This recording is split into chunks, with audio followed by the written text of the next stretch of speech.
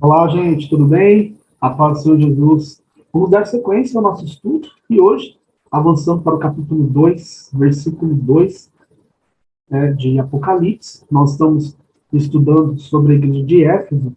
E, gente, o versículo começa dizendo que Jesus conhece as obras. Então, aponta aí para a onisciência dele. A Bíblia diz em Atos capítulo 1, versículo 24, ele é o único que sonda os corações, conhece os nossos pensamentos. O diabo não, mas ele conhece. Então aí ele deixa claro, dá um alerta para aqueles que são hipócritas, como se ele estivesse dizendo o seguinte, ó, o que vocês estão fazendo na igreja, na frente das pessoas vocês são uma coisa, por trás vocês são outras. Eu conheço essas obras. E por outro lado, aqueles que trabalham de modo íntegro, ele também conhece e age, reprovando ou aprovando as obras. Então, quem é íntegro, gente, vai receber o galardão. Muitas vezes os homens não reconhecem aquilo que nós fazemos na igreja, né? Mas nós temos que pensar conforme diz aí Colossenses 3:23. Tudo que fizeres, fazei como ao Senhor e não aos homens, né? Esperando receber do Senhor a recompensa da herança. E Mateus 10:42, Jesus fala que até aquele copo d'água que a gente dá para alguém, não é? Para um servo dele, isso daí nós vamos receber galardões. Então, o Senhor Jesus tem uma recompensa justa, né? Ele age aprovando e reprovando, e essa igreja de Éfeso não era negligente, nem descuidado, era uma igreja, assim, operosa, era uma igreja de palavras e de obras. Hoje, muitas vezes, nós temos muita igreja só de palavras, né? Que fala que vai fazer, fala que nós vamos fazer, nós vamos acontecer, mas na hora de colocar em prática mesmo, ó, as pessoas desistem, as pessoas arrumam um compromisso e por aí vai. Seguindo, a Bíblia fala, então, de obras. Gente, a palavrinha no original aí é ergon. Ergon significa algum trabalho espiritual que nós fazemos para Deus, né? Com a intenção correta, quando a gente age com fé. Então, obras de fé, né, nesse caso. E nós temos também as obras mortas, que é aquilo que, de fato, com a motivação errada, aquilo que está fora da palavra, entendeu? Aquilo que muitas vezes fazemos em desobediência aos líderes, não é? Então, são obras mortas. A pergunta para nós é como estão as nossas obras? Muitas vezes nós precisamos passar por um arrependimento de obras mortas, coisas que a gente faz que Deus não se agrada, que nós não receberemos galardão nenhum por elas. Seguindo, a gente vê o seguinte, que o texto aí, ele fala do labor também, né? Conheça as tuas obras e o teu labor. Qual é a diferença entre ambos os termos? Veja bem, o labor, pessoal, é uma obra também que nós fazemos, porém, com muita dificuldade, muito esforço, exaustão, sabe? Acontece um monte de problema, a gente vai avançando devagar. Enfim, é um trabalho pesado que nós fazemos, pesado entre aspas, que nós fazemos para o reino de Deus. E note que o Senhor Jesus encoraja o labor nessa carta. Né? Ele fala, conheço o teu labor, eu estou vendo o trabalho que vocês estão fazendo com muita dificuldade. Então, como que está o nosso trabalho na obra do Senhor? Tem gente que não faz nem obra, irmão. Você imagina o labor, então. Não é? Está complicado hoje. A Bíblia fala que a seara é muito grande, mas os ceifeiros são poucos. Então, muita gente não está fazendo nem obra. Você imagine labor, então. Então, há uma expectativa da parte de Deus para que nós façamos tanto obras quanto o labor. E aí, a gente vê o texto continua falando que Deus também conhece a perseverança deles, isto é, mesmo no sofrimento, gente. Eles avançavam, eles permaneciam, então eles eram constantes nas circunstâncias adversas, e era uma igreja muito resistente, sabe que os irmãos eram resilientes, isto é, eles se recuperavam rápido de alguma situação difícil que eles enfrentavam, e eles ficavam sempre olhando para o alvo, sabendo que eles tinham responsabilidades no reino, não é, para com Deus. Tiago, capítulo 1, versículo 4, fala assim, ó, ora, a perseverança deve ter ação completa para que sejais perfeitos e íntegros, em nada deficientes. Então faz parte perseverar, né, para fazer a obra de Deus. 2 Timóteo, capítulo 2, versículo 3, Paulo está dizendo a ele assim, Timóteo, persevera comigo aí nos meus sofrimentos, isso é, fazer a obra de Deus, inclui a gente passar por situações difíceis. Né? Então, como que está a nossa perseverança no que diz respeito àquilo que o Senhor preparou, né, para a gente fazer no reino dele? Depois, a gente vê aí ó, que ele fala que essa igreja não podia suportar os homens maus. Pessoal, o dom de discernimento de espíritos mencionado em 1 Coríntios capítulo 12, versículo 10, era muito útil para eles identificarem os homens maus, de repente aquelas pessoas que chegavam ali na igreja demonstrando uma boa intenção, mas que por trás eram lobos que queriam devorar o rebanho, eles conseguiam discernir. Por quê? A Bíblia fala que até o próprio Satanás se transforma em anjo de luz para enganar, né? 2 Coríntios 12, 14. Então, esses homens estão na igreja até hoje. Né? Então, é por isso que a gente precisa buscar, sim, os dons espirituais. Esse dom de discernimento espírita é muito importante, e ter sabedoria para lidar com as diversas situações. Agora, você imagina, né? Com as dificuldades que eles tinham, e ainda com tanta perseguição, ainda entravam homens maus na igreja para tentar atrapalhar eles de prosseguirem. Então, o labor deles, o trabalho ali, era muito exaustivo, né? Eles avançavam com dificuldade. Depois a gente vê aí ó, que fala que eles colocavam esses homens à prova. Eles testavam como que era o caráter desses homens, eles provavam os espíritos, né? Se você ver 1 João capítulo 4, versículo 1, fala aqui, ó, amados, não dê crédito a qualquer espírito, antes provai os espíritos, provai se os espíritos procedem de Deus, porque muitos falsos profetas têm saído pelo mundo afora. Então, naquela época já tinha isso, e hoje também. Então, tem muitos falsos profetas, muita gente aí que está querendo tirar proveito da igreja. Segundo João capítulo 10, fala, ó, se alguém vier ter convosco que não traz essa doutrina, não o recebais em casa, nem lhe deis boas-vindas. Ou seja, a igreja de Éfeso era muito rígida, né? Muito cuidadosa, zelosa com a doutrina, com a pureza moral da igreja, né? Com os objetivos. Né? Então, eles não podiam suportar os homens maus. E detalhe, para isso, para poder pôr a prova e não suportar, eles tinham que conhecer bem a palavra. Né? Então, eles examinavam as escrituras, né, e olhavam, comparavam como eram aqueles homens, né, e eles não suportavam o comportamento deles e também os colocavam à prova. Atos capítulo 17, versículo 11, a Bíblia vê lá, a Bíblia mostra para nós os bereanos, né, eles colocando à prova aquilo que o apóstolo Paulo estava pregando. Então, dia a dia, eles iam conferindo na palavra se de fato era aquilo mesmo. Então, nós precisamos hoje colocar à prova, gente, certo? Não suportar os homens maus, conforme falamos ali, e, além disso, colocar à prova todos aqueles que se aproximam da igreja do Senhor, para poder estar ali, para, enfim, fazer algum tipo de trabalho, né? Para que o corpo avance, né? A pessoa muitas vezes tem boa intenção, mas ele precisa ser alinhada. Então, a igreja de Éfeso fazia uma defesa da fé. Hoje nós chamamos isso de apologética, né? Nesse cenário aí, nós tínhamos pessoas que misturavam a palavra de Deus com a filosofia e mais o esoterismo. Então, eles faziam uma atrapalhada, uma confusão, que só mesmo conhecendo bem a Bíblia, né, conhecendo bem a palavra, que mais bom discernimento espírita aí, que eles conseguiam identificar se de fato as pessoas eram corretas ou não. Então, é muito importante a gente investir no ensino hoje na igreja. Né? Tem muita gente hoje, denominações que não investem de modo sólido no ensino. Isso é muito importante. Seguindo, então, a gente percebe que esses homens se declaravam apóstolos, não é? Então, assim como hoje tem pessoas com um ministério aí itinerante, né, se entregando nas igrejas e tudo, apoiando o corpo de Cristo, isso é muito positivo. Hoje tem os bons, os verdadeiros, mas também tem os falsos. Naquela época já era assim. Por quê? Um título de apóstolo abria as portas, na verdade, assim como hoje também. As pessoas olham muito para títulos e tal, porque ele é apóstolo tal, não sei o que lá mais, não sei o que lá mais, não sei o que lá mais.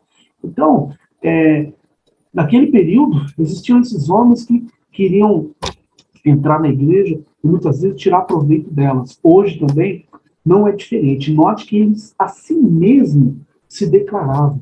Hoje tem muita gente se declarando na igreja, irmãos, coisa que eles não são. Né? A pessoa quer ter um determinado dom ali, um determinado chamado, mas ele não é. Gente, cada um de nós nasceu com uma vocação. A gente precisa entender e respeitar isso da parte de Deus. É o que está dizendo aí, ó, 1 Coríntios, capítulo 1, versículo 26. Esse texto é muito interessante. Olha só, 1:26 diz assim, aqui, ó. Irmãos, reparai, pois, na vossa vocação, visto que não foram chamados muitos sábios segundo a carne, nem muitos poderosos, nem muitos de nobre nascimento. Então, ó, é a vocação que é importante. O reino de Deus, Deus não está preocupado com aquele que é de nobre nascimento, né? A sabedoria, né? Não, ele serve porque ele é assim, assim, assim, voltado para o aspecto da carne. Não, a vocação é espiritual, né? Então, Deus, o homem olha muito exterior, Deus olha interior, conforme está falando lá em 1 Samuel, capítulo 16, versículo 7, quando foi separar Davi. Então, meus irmãos, nós precisamos permanecer na nossa vocação. 1 Coríntios 7:20 diz isso, cada um permanecer na vocação que fosse chamados. Todos nós temos dons e Deus não tira esse dom, mesmo aqueles que em algum momento se afastaram da caminhada. Romanos 11:29 diz que os dons e a vocação de Deus, né, são irrevogáveis. Né? Então, aquilo que ele deu para nós é irrevogável, ele não tira. Gente, tem outros também, veja bem, tem pessoas, por outro lado, na igreja, que elas acreditam que não tem dom nenhum. Tem mais esse lado. De um lado você tem aqueles que se declaram que é uma coisa que não é, do outro lado você tem aqueles que se declaram que não tem nada, não tem dom nenhum, isso, não, que Deus não deu nenhum dom. Todos nós temos dons. Veja bem, a Bíblia fala dos dons do Pai, né? Você vê que são 9 aí que ele distribuiu. Os dons do Filho, que também são conhecidos como dons ministeriais, mais 5. E nós temos também os dons do Espírito Santo, outros 9. Então, só até aí nós temos 23 dons, meu irmão. Algum você tem. Algum você tem, não tem como não ter. Deus não seria injusto de dar para uns e não dar para outros. Ele não faz acepção de pessoas, conforme diz em Romanos 2:16. E ainda, além disso, nós temos os talentos. Está vendo aí, ó? Escrever, desenhar, tá vendo? Pessoas que têm talento para futebol, enfim, que isso pode ser aproveitado para evangelizar também. Então, não tem como a gente não ter nada da parte de Deus que a gente possa usar para em prol do reino dele. Né? Então, ó, fazendo aí uma continha rápida, você tem de um lado 23 dons e do outro, pelo menos 7 talentos. Então, alguma coisa nós temos, né? Algum dom, algum talento, Deus nos deu para poder aproveitar aí na obra dele. Gente, avançando, nós temos, ó, Efésios capítulo 4, versículos 12 e 13, que dizem assim, ó, Efésios 4, 12 e 13, logo depois dos dons ministeriais, ao versículo 11, ele fala, ó, com vistas ao aperfeiçoamento dos santos para o desempenho do seu serviço, para a edificação do corpo de Cristo. Então, 1 Pedro 1,16 diz que sede santos porque eu sou santo. Então, nós somos santos separados para uma boa obra. Então, todos nós temos um serviço a ser executado no corpo de Cristo. E aí ele diz no versículo 13, até que todos cheguemos à unidade da fé e do pleno conhecimento do Filho de Deus, a perfeita varonilidade à medida da estatura da plenitude de Cristo. Então, nós precisamos entender que somos membros, que temos um serviço a ser executado, e isso faz parte do crescimento da igreja, nosso crescimento espiritual. O versículo 16 ainda fala assim, ó, o 15 fala que Jesus é a cabeça do corpo, e o 16 diz, de quem todo o corpo, bem ajustado e consolidado pelo auxílio de toda a junta, segundo a justa cooperação de cada parte, efetua o seu próprio aumento para a edificação de si mesmo em amor. Então, cada um de nós é uma junta do corpo que vai ajudando no crescimento. Então, não tem como um corpo funcionar só com alguns membros, não todos eles são importantes. Então, eu e você precisamos ter essa perspectiva. Nós fomos chamados para fazermos obras para o Senhor Jesus, né? Somos cristãos, né? Somos salvos pela graça e por sermos salvos, fazemos obras porque amamos o reino. Então, pessoal, olha aí. um aspecto importante é o seguinte, voltando ali no que diz o Apocalipse, né? Aqui tinha gente lá que se declarava que não era, se declarava apóstolo. Gente, todo chamado, todo dom tem uma unção específica de Deus. Então não adianta você querer ser algo que você não é na obra, e eu também não. Eu, por exemplo, pessoal, eu não sou pastor. Eu vivo muito bem, sim, executando aí o meu chamado de pregar a palavra e de dar aulas. Mas eu sou pastor, não tem problema nenhum. Eu não tenho essa unção, né? Eu não fui separado para isso. Então, gente, cada um tem a sua finalidade, tem o seu chamado, e esse chamado tem uma unção. Quando você está numa posição que não é a sua, automaticamente a unção não está sobre o que você está fazendo, e aí isso se torna muito pesado para você. Então, precisamos repensar aí essa questão. Vai finalizando, a gente vê ó, que eles foram provados e foram achados mentirosos. Atos capítulo 20, ó, versículos 29 e 30, olha o que o apóstolo Paulo fala aqui, pessoal. Ele diz: eu sei que depois da minha partida entre vós penetrarão lobos vorazes que não pouparão o rebanho.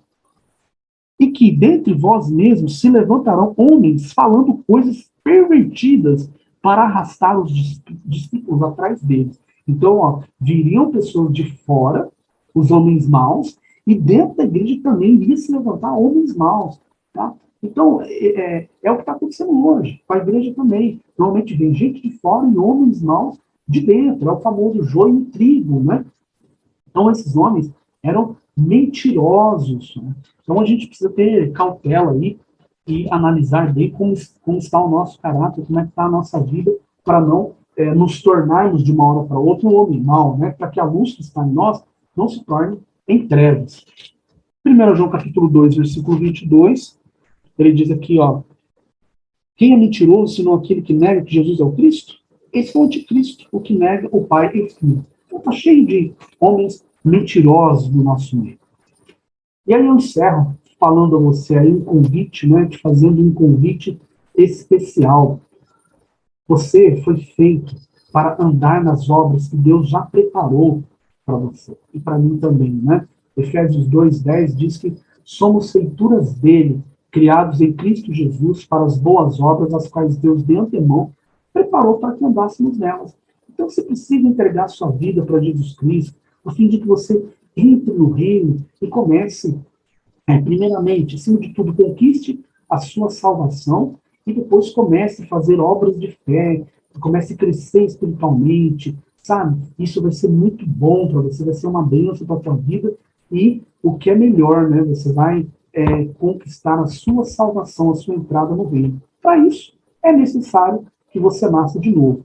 Procure uma igreja evangélica mais próxima da sua casa, vá até um líder, um pastor, enfim, um presbítero que porventura esteja cuidando da igreja. Fala para ele que você quer entregar sua vida para Jesus, que você quer crescer na graça e no conhecimento, né, se aproximar mais de Deus, para que você faça as obras as quais Deus preparou de antemão para que você ande nelas. E nós, gente, que já somos cristãos, existe um preço para andar nos passos de Jesus. Eu sei que já foi pago o preço de sangue lá na cruz, mas eu quero dizer o seguinte, pessoal, existe um trabalho para nós fazermos, uma obra, que muitas vezes é um labor também, tem obras e também tem um labor para a gente fazer. E que isso, às vezes, vai trazer sofrimento para nós. Nós temos que estar ativos no reino do Senhor, fazendo aquilo que Ele nos chamou. Hebreus capítulo 5, versículo 8, diz que Jesus foi aperfeiçoado por meio daquilo que sofreu. Então nós também, enquanto servos de Deus, fazendo a obra, passaremos por momentos difíceis. O que nós não podemos fazer é ficar parados, porque o Senhor Jesus conta conosco. Então, como está o seu ministério? Você tem feito a obra? Tem sido difícil? Irmão, olha, se você está sendo íntegro e correto, saiba que Jesus Cristo conhece as suas obras e conhece o teu labor. Ele conhece o seu coração, sabe da sua intenção, e Ele vai te dar o galardão, independente dos outros. Deus continue nos abençoando, gente. Vamos ficar aí na paz do Senhor Jesus. Até o próximo vídeo. Você que puder, compartilhe esse vídeo com aqueles que precisam entregar a vida deles para Jesus e com quem também requer aí uma palavra, né? Tem necessidade de uma palavra para edificação. Tudo bem? Um abraço, fiquem com Deus e até a próxima. Tchau, tchau.